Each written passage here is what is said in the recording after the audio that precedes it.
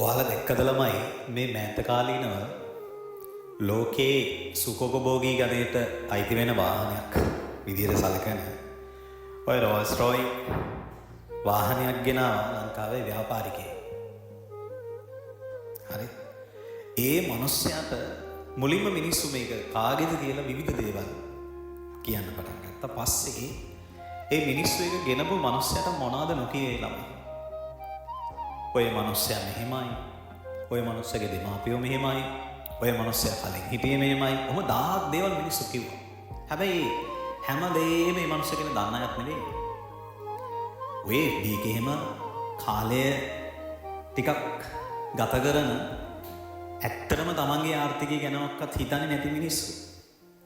සමහරවිට මේ මිනිස්සු අසාර්ථක මිනිස්සු සමහර අය. හරි.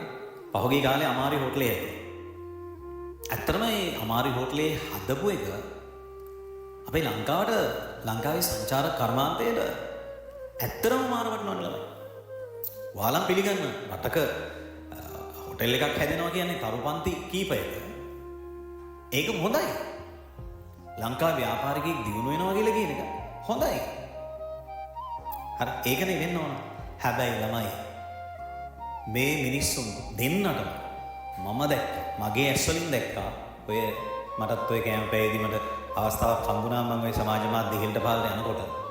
ඒ මිනිස්සු දෙන්නම කොච්චරනම් මිනිස්සු දොස් කියලා දෙන්නද? හොඳක් දැක්කේ 100ට දෙක තුනක් වගේ ප්‍රමාණයක්. අනිත් මිනිස්සු ඔක්කොම මේ මිනිස්සුන්ගේ අතීතයේ පරම්පරාවයි අරවා මේ ඔක්කොම කිව්වා. දැන් මම මේක ඔයාලට කිව්වේ ගන්න. ඔයාලා දන්නවද ඒ තුනක් ගන්න ළමෙක් කොච්චර මහන්සි වෙනවද කියලා? හැබැයි ඒ තුනක් ගත්ත ගමන් ගොඩක් අය කරන්නේ ඔය අහල පහල මිනිස්සු වෙන්න පුළුවන්, යාළු මිත්‍ර වෙන්න පුළුවන්. හරි. මිනිස්සු බොහෝ විට කරන්නේ අයියෝ ඕක මොකද්ද මටත් පුළුවන්. එහෙම තමයි මිනිස්සු කියන්නේ. හැබැයි මේ මිනිස්සුන්ගේ ප්‍රතිඵලය මොනවා හරි අහලා බැලුවොත් එහෙම ඒ ලෙවල් විතරක් නෙවෙයි මිනිස්සු ජීවිතේත් අසාර්ථකයි සමහරවිට. ඇත්තටම තමයි. නිසා මම ඔයාලට කියන්නේ මෙච්චරයි ළමයි. සාර්ථකත්වයේ කරා යන ගමනේදී අපිට සෝපාන නැහැ ළමයි. පුදුමාකාර දුෂ්කරතාවලට මුහුණ දෙන්න දෙයි. අසාර්ථක වෙලා අනන්ත දෝෂාරෝපණය කරන කෙනෙක් වෙනට නිවැරදි දේ කරලා අනන්ත කැපවීම් කරලා ජයග්‍රහණය කරන පුද්ගලයෙක් වෙන්න කියලා තමයි මම ඔයාලට. ඉතින් තව මාස කිහිපයක් වඩා තියෙනවා. කොහොම හරි මේ කාලේ කැප කරලා ඔයා ජයග්‍රහණය කරා යන්න කියලා තමයි මම ඔයාලට කියන්නේ. මිනිස්සු දොස් කියයි. මිනිස්සු එහෙම තමයි. අපිට මාර්ග හදලා දෙන මිනිස්සු නෑ. අවහිර කරන මිනිස්සු තමයි. ඒ නිසා ඔයා දිනන්න.